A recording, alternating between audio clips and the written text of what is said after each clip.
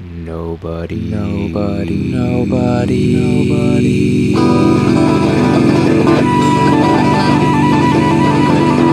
Nobody reads short stories.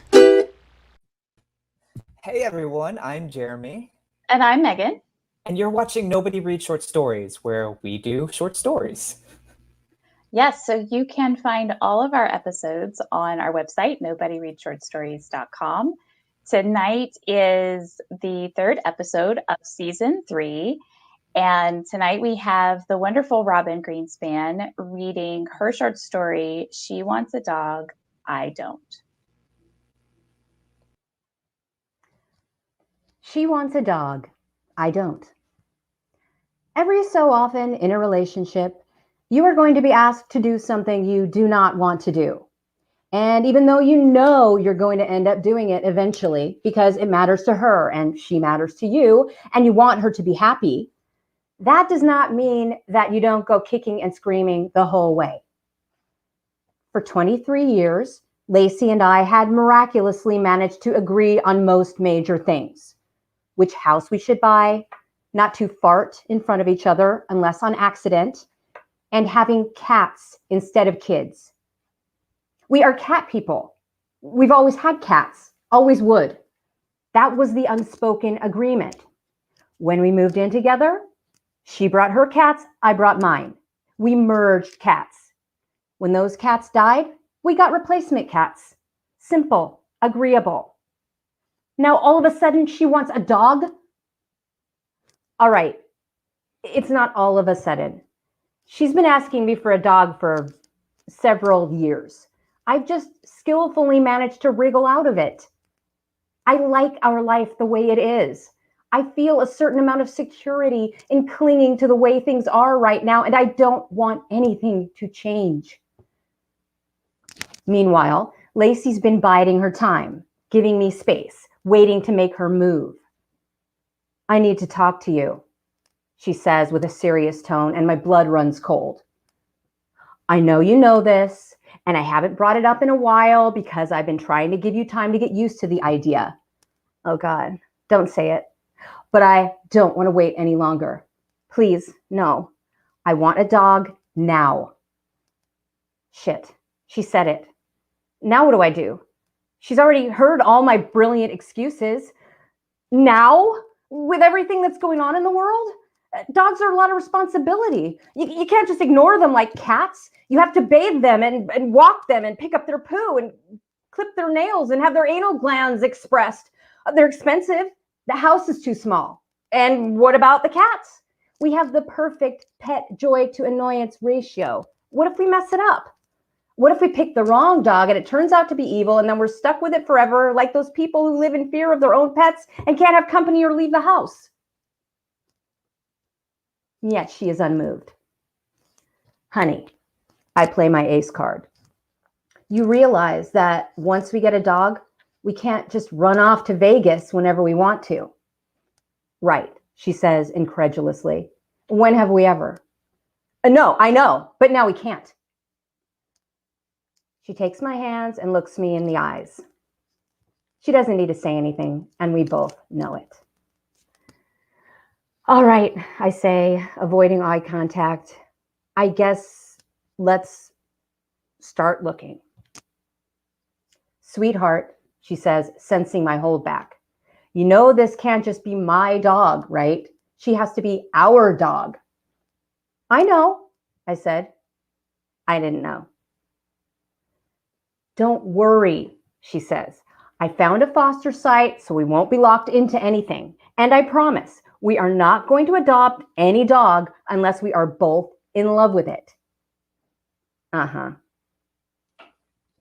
That night, Lacey pulls me onto the sofa next to her, laptop open, and we scroll through pooch pictures like porn.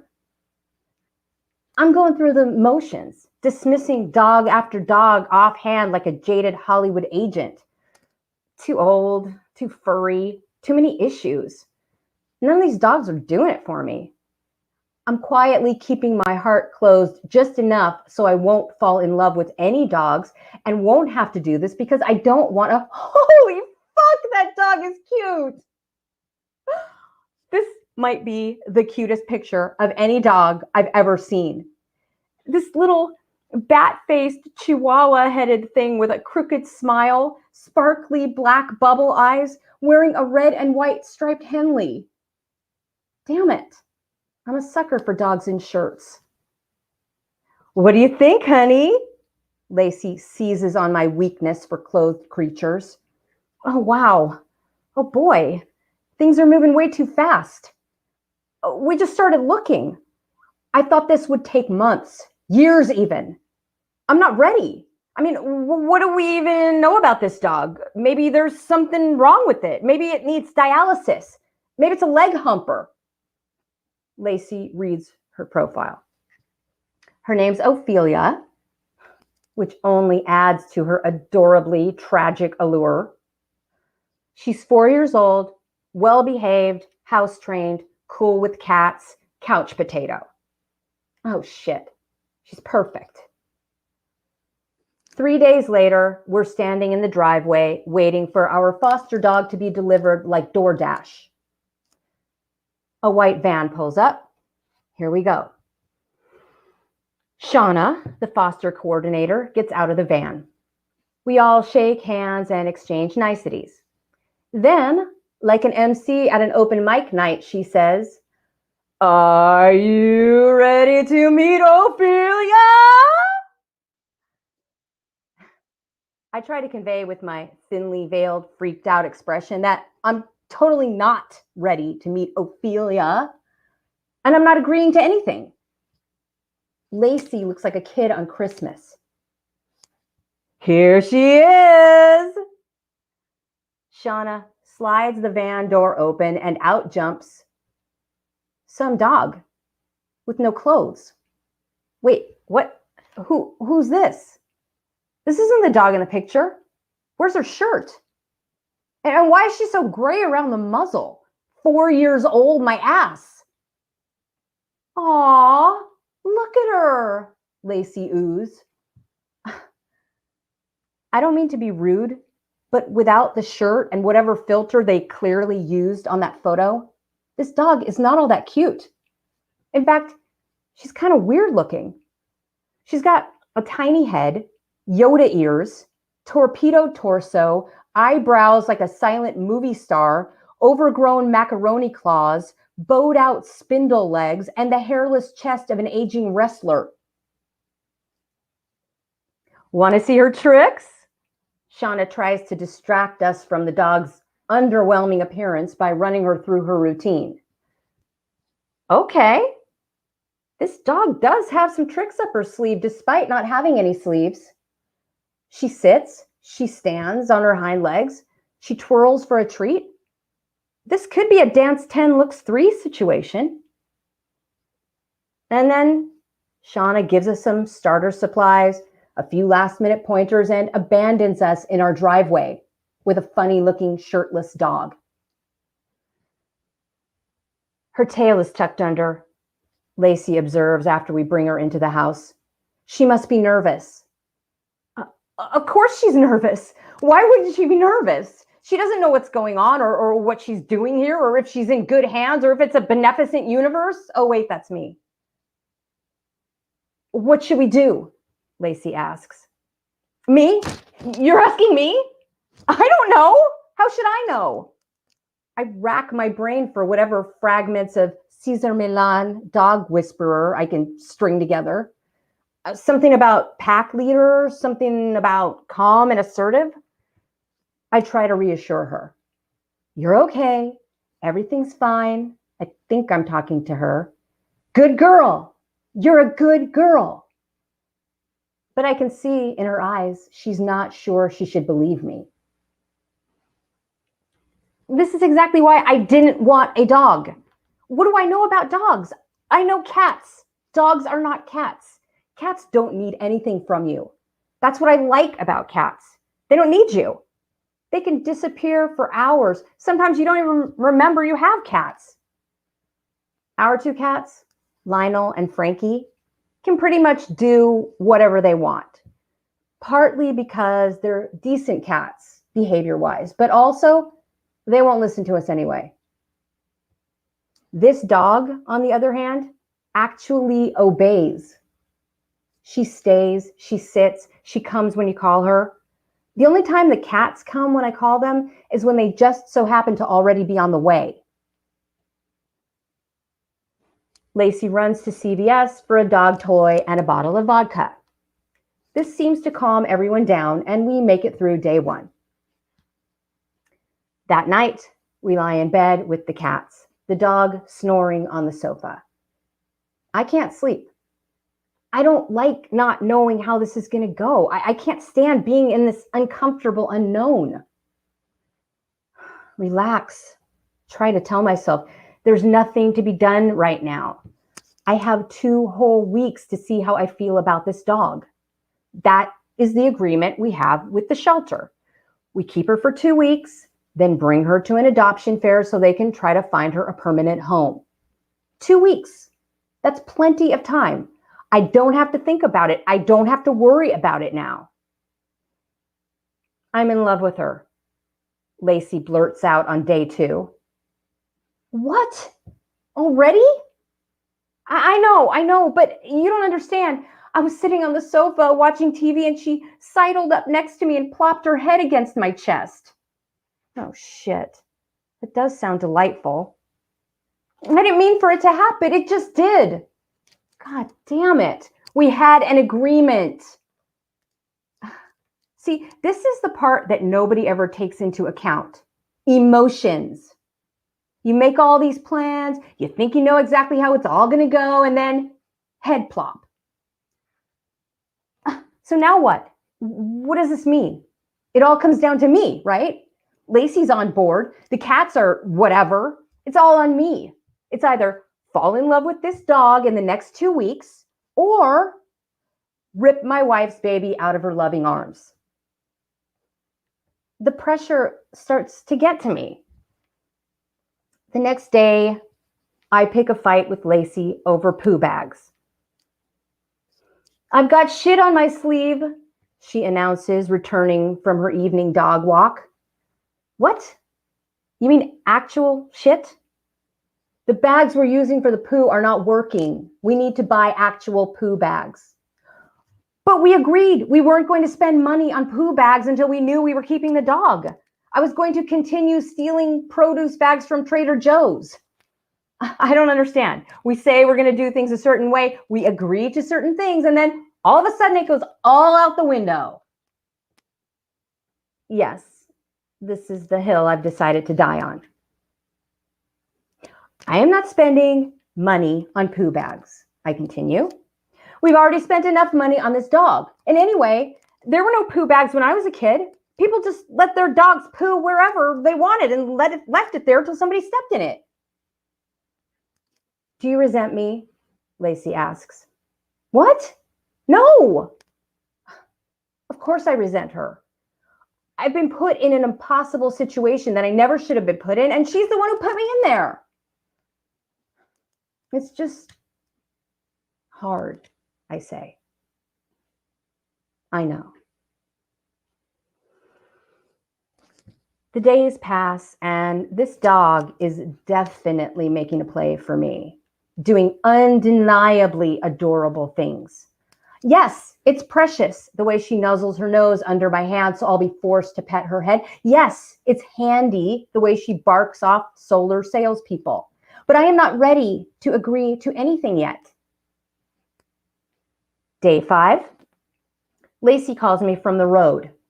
She's stuck in traffic and can't get home in time to walk the dog. What? No, you're the one who walks her. That was the agreement. Honey, I know, but I'm an hour out and she's going to poop in the house. Lace, I've tried walking her. She won't walk with me. She will. You have to keep trying.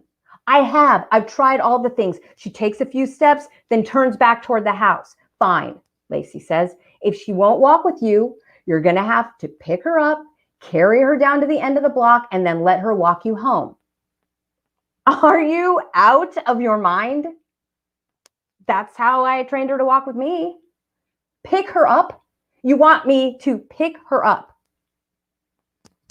This dog does not want to be picked up. She is terrified of being picked up. If you try to pick her up, she gets possessed. She starts squirming and whipping her head from side to side, gnashing her teeth and making a sound like the gates of hell being ripped open. You can do it, honey. I've got to go. I love you. Love you too. I don't want to do this. I don't fucking want to do this. But what choice do I have? I leash up the dog, load my pockets with treats, and take her outside. Maybe she'll walk with me this time. Maybe I won't have to pick her up. Come on, Ophi. Let's walk. Good girl. She takes a few steps, sniffs the ground a little, then pulls me back toward the house. No, we're going for a walk, I try explaining. She keeps pulling. I try luring her with some treats. No dice. Jesus, am I really going to have to pick up this dog? This is exactly like that episode of Caesar where the woman was too scared to pick up her beagle. What did he say? He said to visualize lifting the dog and stay calm because dogs pick up on your energies. Oh, that's not great. The only reason I'm able to have human relationships is because I can hide my fear. I have to do this. I don't want to do this. I have to do this. I look down at the dog. She looks up at me, worried, untrusting, afraid. Her brow wrinkled, her big glossy eyes pleading with me to know what the fuck I'm doing. She wants to go home. So do I, believe me. But I can't give up and go home right now. I have to be the grown-up. I don't get to be the hurt puppy anymore because now there's an actual hurt puppy. I have to be calm and assertive. I have to be the pack leader. I take a deep breath, close my eyes, and picture myself picking up the dog quickly and efficiently. I order my energies to be calm and assertive. And then I bend down, put my hands around her belly, and lift. She starts to gnash her teeth and flap around. I don't let it get to me. Calm and assertive, calm and assertive. Her weight is so unevenly distributed. It's like lifting a 14-pound bag of loose potatoes. She's so front heavy, she starts to tip out of my arms. But before she can wriggle loose, I quickly stand up straight and pull her tightly to my chest. Holy crap. I did it. I fucking did it. I picked up the dog. And she seems totally calm in my arms. Happy even. So I start carrying her down the block. Her little head bobbing up and down, her big bubble eyes blinking in the wind, nose sniffing the air, ears flapping. Oh my God, look at us. Is anyone looking at us? I kind of hope nobody sees me carrying this dog down the street like this. She's not exactly a purse dog, and I'm not exactly Paris Hilton. We get to the end of the block, and I lower her to the ground. She starts to snarl, wriggles her disapproval all the way down, and then lands, not so softly, but unharmed, onto the sidewalk. And just like Lacey said, she starts walking us back home. I can't believe this. We're walking. We're walking here. She's sniffing the ground, sniffing the bushes. She stops every several feet or so to pee. This is happening. I'm walking the dog. And then, about halfway home, she starts sniffing more intently, this one patch of grass in particular, sniffing in circles around and around, faster and faster. And oh shit, she's taking a shit. She hunches her back, tucks her butt under, and out it comes, just like it's supposed to. This is happening. I'm doing this. I'm literally walking the shit out of this dog. I pull out a plastic baggie like a pro.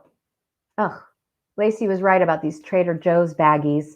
They're uncomfortably thin. In spite of this, I could not be more pleased with myself. Honey, guess what? I call Lacey with the good news. She's thrilled, of course. Her little plan is coming together. The next day, on her way out the door for work, she asks me point blank, "Do you know how you feel about the dog yet?" "What? I thought we still had a week." "We do. But I noticed today that her picture's still up on the rescue site." So, she says with a worried expression, "that means anybody could adopt her at any time." Seriously? So now I have to worry about someone else scooping up a dog that I'm not even sure I want? "Just think about it," she says softly, then kisses me goodbye. I want to punch something. I want to throw something, but I can't because this little sad dog is sitting there on the couch staring at me, nervously licking its mouth. "It's okay. You're okay, girl." Great. Now I can't even have a childish tantrum when I want. I go into the bedroom and sit on the bed, close my eyes and try to meditate. My angry thoughts are waiting for me, grumbling and complaining. This isn't fair. I should not be put in this position. Resist. Why am I doing this to myself? I already know how this is going to go. Why must I growl and snarl and try to wriggle free? This is happening. Of course, we're going to be adopting this dog. There's no question in anyone's mind. I know that. Lacey knows that. The dog, everyone knows that. The only question is, why can't I just let go? And then I hear clickety-clack, clickety-clack. Down the hallway, clickety-clack, clickety-clack, coming toward me. The sound of overgrown macaroni nails on the hardwood floor, clickety-clack, coming toward me, closer and closer into the room. My eyes are closed. I can't move. I just sit there, listening and waiting to see what's going to happen. Then I hear the sound of metal dog tags jingling together like bells as she jumps up onto the bed. My mind is silent. I can feel her moving across the bed, closer and closer to me, my back against the backboard, my legs in front of me. She plunks herself down on my outstretched legs, wiggles around until she finds a comfy place, and then exhales a soft grunt. I slowly open my eyes and gaze down to see her big, black, sparkly eyes staring up at me. Then she starts blinking, slowly, slower and slower, slower and slower until she blinks herself to sleep. My heart flops open. And I sit there, staring at her, watching her sleep. It's almost unbearable the way she seems to trust me for no good reason. But I relax and let this warm feeling come up and over me. Lacey calls the shelter, and we do all the things you have to do when you adopt a dog. Sign the papers, buy an overpriced dog chew, post a picture on Facebook. We change her name to Sophie, and it is official. She is our dog. And regardless of my rigorous resistance, I am now madly in love with this dog. And in spite of her impossibly incongruous features, when I look at her, I see absolute perfection. I'm still getting her a shirt, though. The end.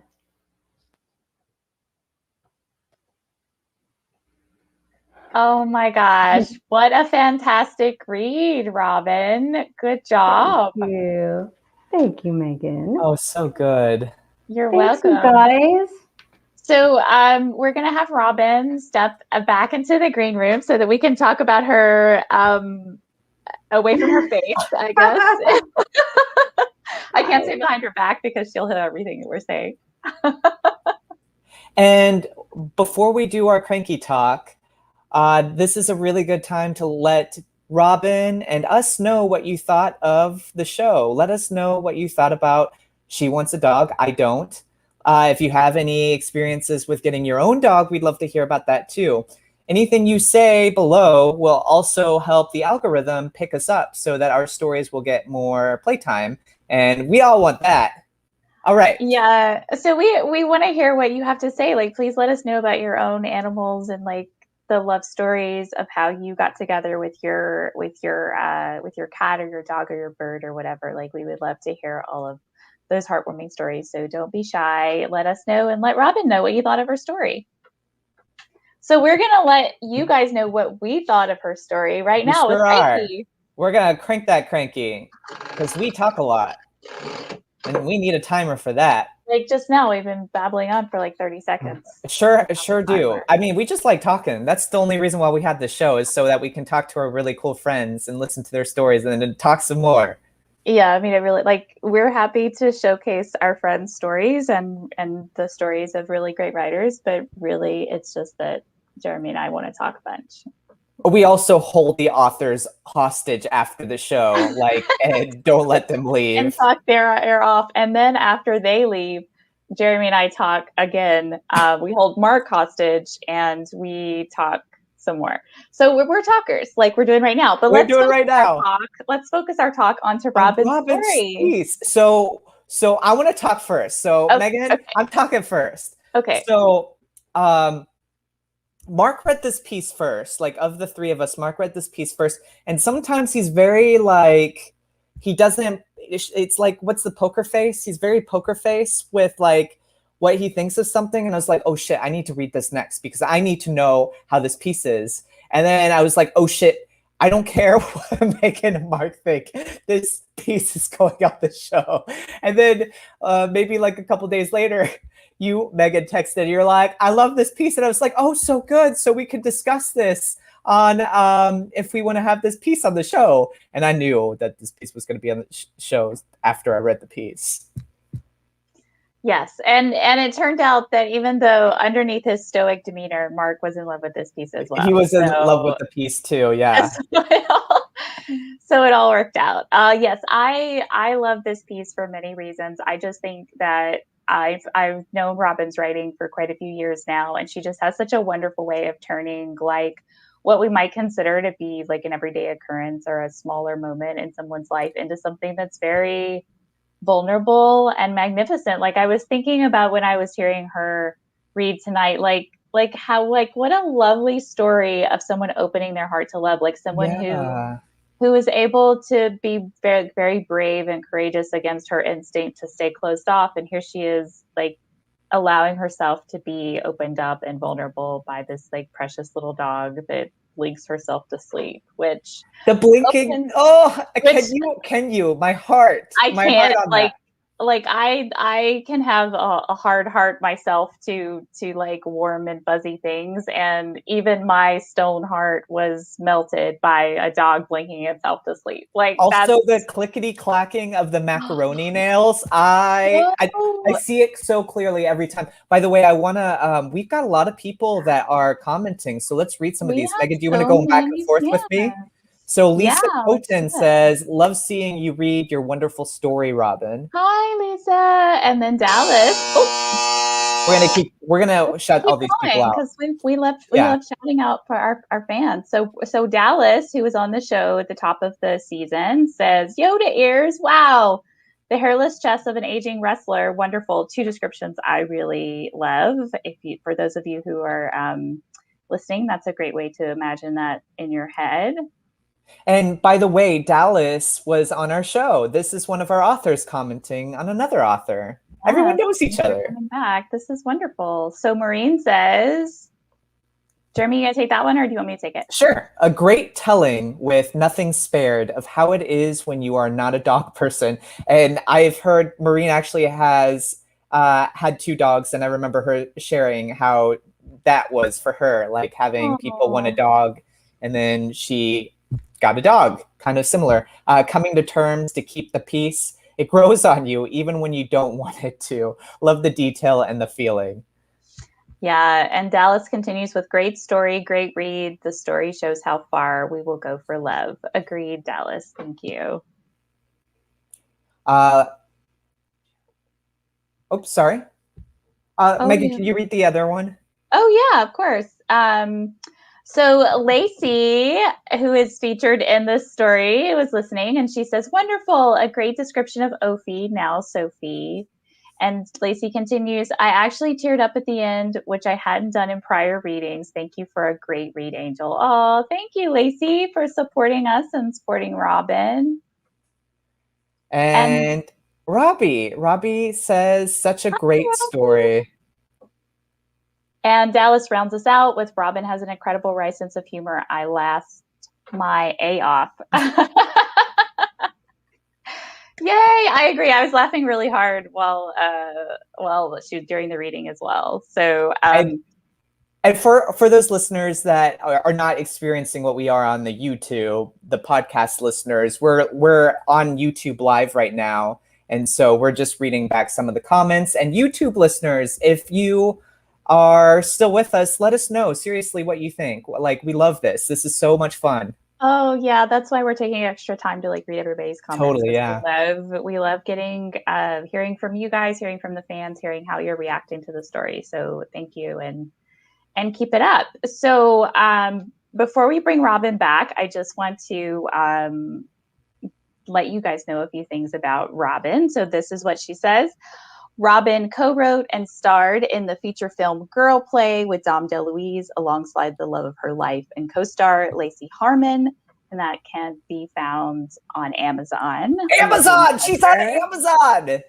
She wrote for and starred in Showtime's original sketch comedy show In Through the Outdoor and performed her stand-up comedy on Comedy Central's Out There in Hollywood and all over the U.S. She lives in Los Angeles with her wife, 2 cats, and their dog, with whom she is now obsessed. Oh. So here's Robin. Let's bring her back. Here I Robin, am. how do you feel? Great read, Robin. Oh, you did such you. a fantastic job. Thank you. That was so much fun. I love doing that. So cool. It's just funny knowing that that dog is in the other room right now watching this with Lacey. That's really cute. Well, she's probably not paying attention. I don't think they can see the pixelation. Cats can, though. Did you know that cats can actually see the same footage that we can, but dogs have no idea what's going on?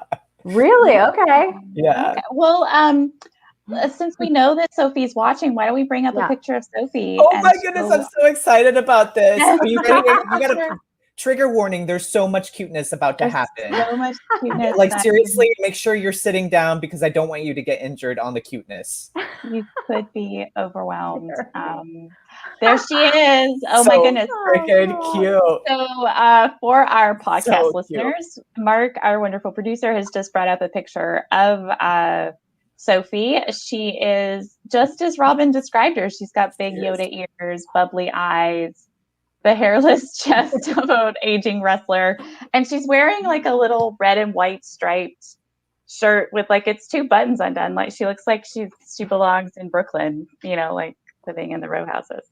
And we'll make sure, like, for the podcast listeners, if you're not seeing this and you want to see this, we'll make sure in our chapter things below the YouTube video that we'll have a separate thing so you can just go right here and see the puppy. Yeah, please visit our YouTube page and check out this lovely picture of Sophie. She is everything that is described, and I hope that she's getting a big kick out of seeing herself on YouTube right now.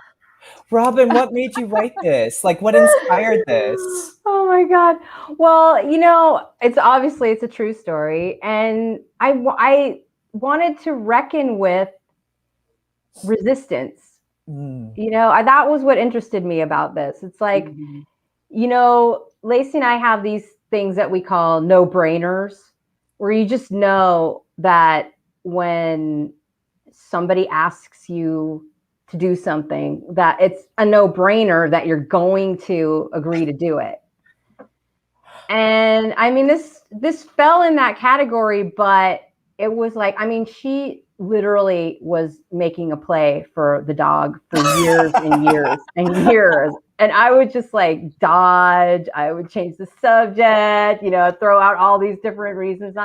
But she knows, like in her words, she knows how much runway she needs to give me for something, especially something this big.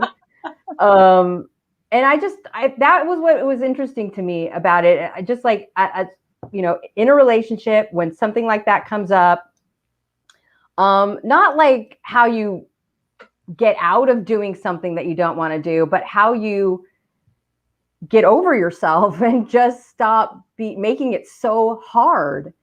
And that was what interested me about it, is like how much of a fight I put up against getting a dog.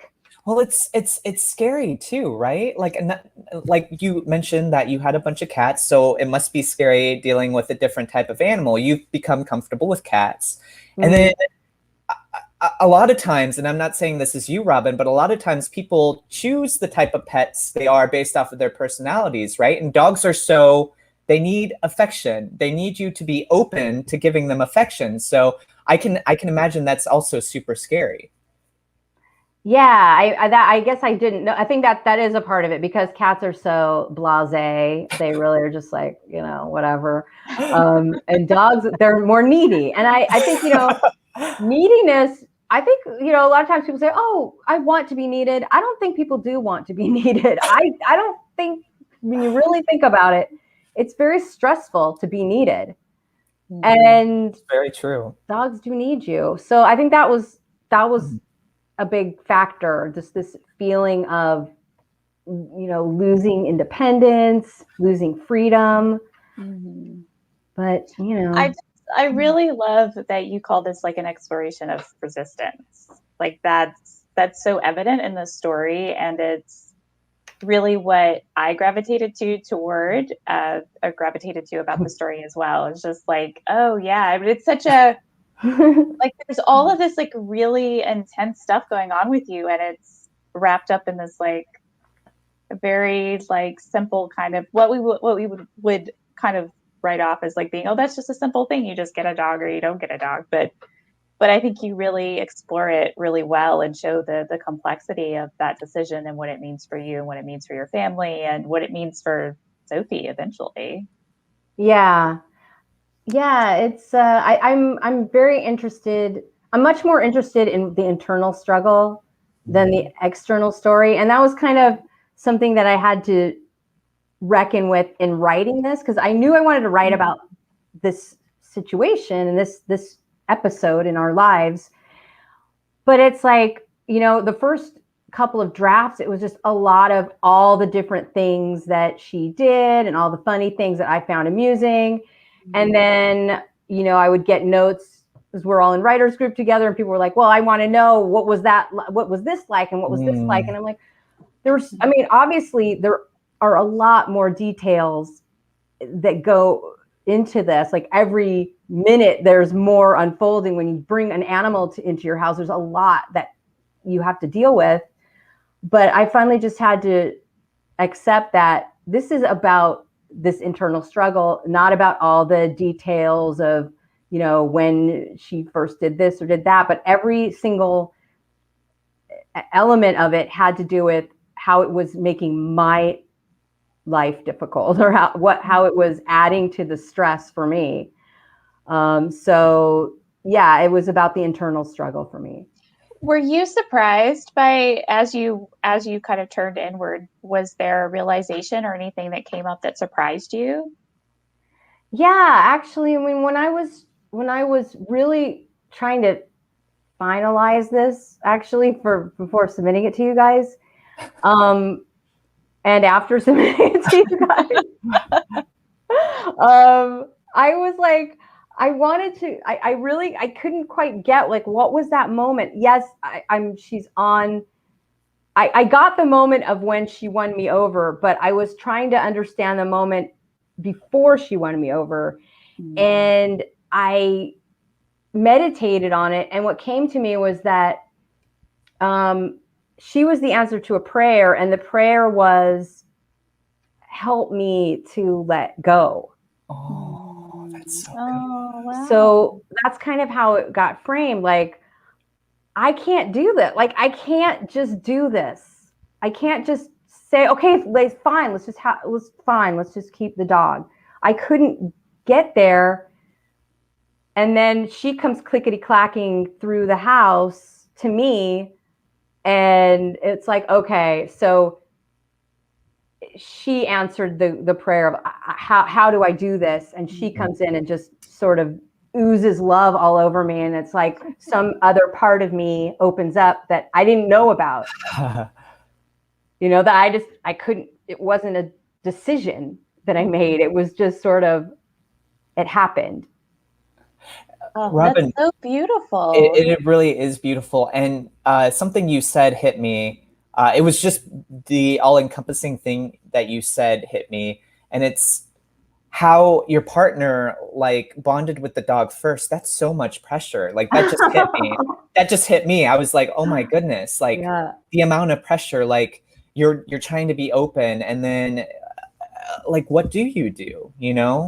Like, what if you didn't bond with the dog? I'm so happy that didn't happen. But that is a lot of pressure. And hindsight's definitely 2020. Yeah, and I mean, in our relationship, we are so much in sync. Like we just agree on so much that we just tend to sort of ride side by side, and we have these experiences, and we're just like having the same experience. And then when she fell in love with the dog, like instantly, I'm like, are you kidding me? I mean, I thought we would, both sort of, warm up to her, but she was a goner, like literally the second day. How can you not look at her? Look at her. Well, I mean, obviously she was more open to the dog to begin with. And I, so part of it was just my own resistance that was keeping me from, falling fast. But yeah, I mean, that picture, that's what even got her in our house to begin with. I feel like she did this on purpose. She's like, I have to get my pose on right now.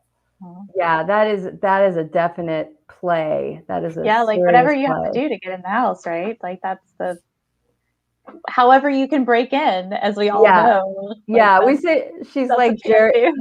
Yeah, and you know what? Her story was that she was terrible at these adoption fairs. So she was living with a foster family, and they'd bring her to the adoption fairs, and she was terrible. She'd bark. She was not anything anybody was going to be bringing home. So we have a joke that she's like Jerry Maguire. She does best in the living room. So that's what happened with the dog. Oh, goodness. I love that. I love that.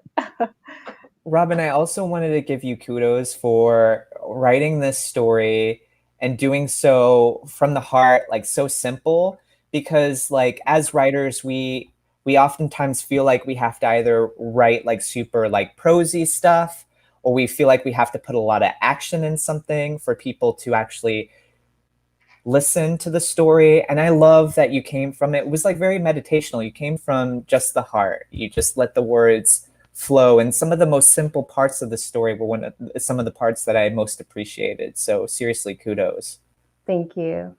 Yeah, absolutely. And it's also really cool because I saw a couple of iterations of this before in our writers group. And I just love being able to see how it's evolved and how you've really grown throughout the different iterations of the story. So just a second, Jeremy's kudos. Congratulations. You should feel really proud of this, Robin. Thank you. Also, we put pressure on her too, Robin, because I actually reached out and I was like, Robin, I want you for the show. Do you have anything for us that you would like to submit? And I think there might have been like a ... moment, delete. And then she's like, let me look into it. And she did look into it. So go you, Robin, for being open. Yeah, that was another one of the, that falls into the no-brainer kind of category where I was resistant because I didn't, where the piece was, and I don't consider myself a short story writer. So that's why I'd never submitted anything to you guys.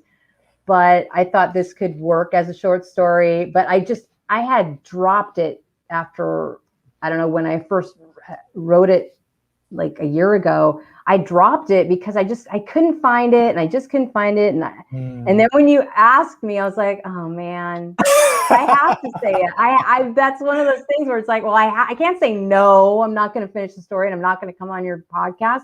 Of course, I'm going to say yes. So thank you for making me do that. Well, thank you, Robin. Yeah, thank you, Robin. Yeah. So, is there anything else that you want to say before we go?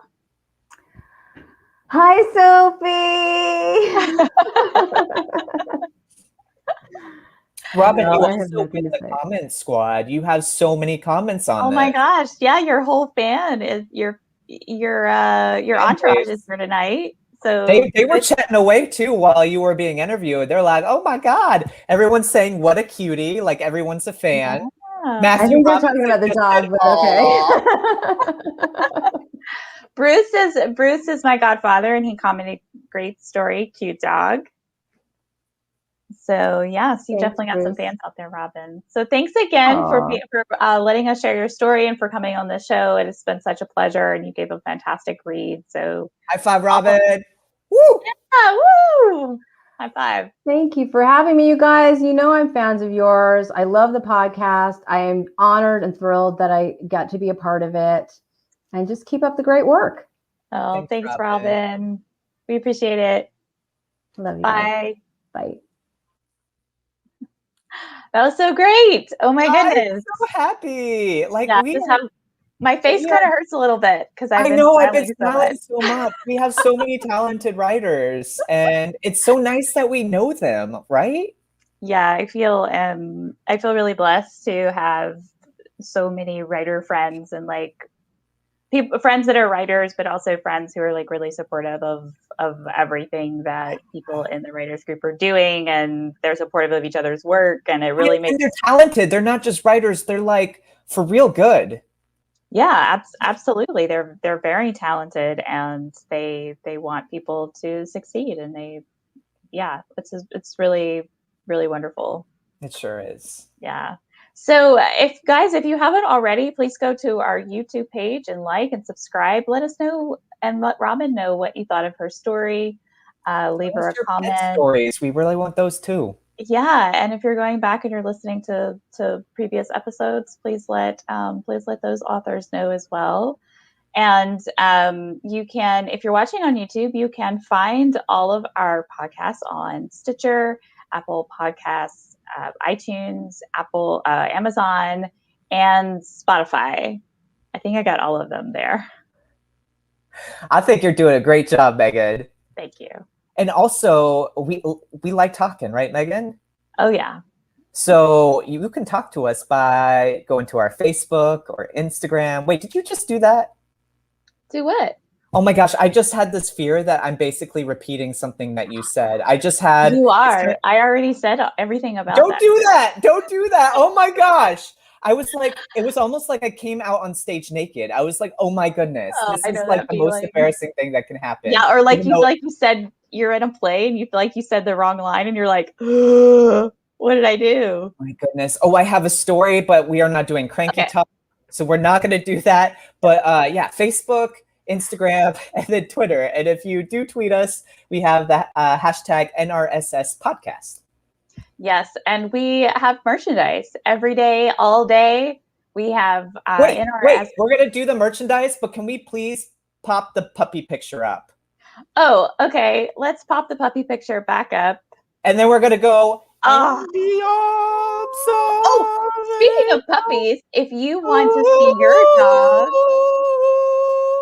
Okay, I'm going to give Jeremy a moment. Okay, that's enough. I'm cutting you off. Basically, we got pillows, we got merchandise. If you want to support us, go here. Oh my goodness, I think everybody's tuning out now. We've got leggings, we've got fanny packs, and can't you imagine a little dog like this and a little Nobody Reads? Oh my gosh, yes, it all comes together. Robin wants to get her a shirt. We're going to make her a hand-spun Nobody Reads Short Story shirt. Oh. Also, I don't know how to do that, so that was a lie. I just got really excited, and I just lied. I was giving earlier I was giving Jeremy a lesson in like not lying. Oh my gosh, I just want to lie so badly to you all. And he took my advice. So that's amazing. Real time growth happening right here, folks. If you're watching, you get to see it happening real time here. Okay, so continuing on, go to our merchandise, go to our website, nobodyreadshortstories.com, check out all of our previous episodes, leave a comment, buy some merchandise. if you want to find out about Jeremy and I's individual projects, you can go to my website, which is meganamorrison.com, sign up for notifications. And you can go to Jeremy Ray Stories for micro stories. Every week I have a micro story that I release, and the new one comes out tomorrow. And it's all exciting because like every 8 we do a vote off, and it gets crazy. Like there is a frenzy, and random ones win where I'm like, you like that one? Okay. Yeah, I mean that's a true vote off where like the author stands back and the author doesn't like, veto anybody's And vote. speaking of authors, I'm so excited about our next episode. Megan, do you want to talk about our next episode? I am. I'm really excited too. So make sure that you come back next week because we are doing a very special dead author fairy tale edition. So we like to bring in the dead ones. We love the dead ones. We love the dead ones in the public domain. So next week will be that episode. So we won't say which one it is, but it's going to be one that. Oh, that's all I'll say. That fill in the blank. So thank you guys so much for staying with us and enjoying Robin's story tonight. And we will see you next week. Bye. Bye. No one reads short stories anymore. I really don't know what they're written for. Go write a short story and throw it out the door. 'Cause no one reads short stories, funny, sad, or gory. No one reads short stories anymore. Yes, no one reads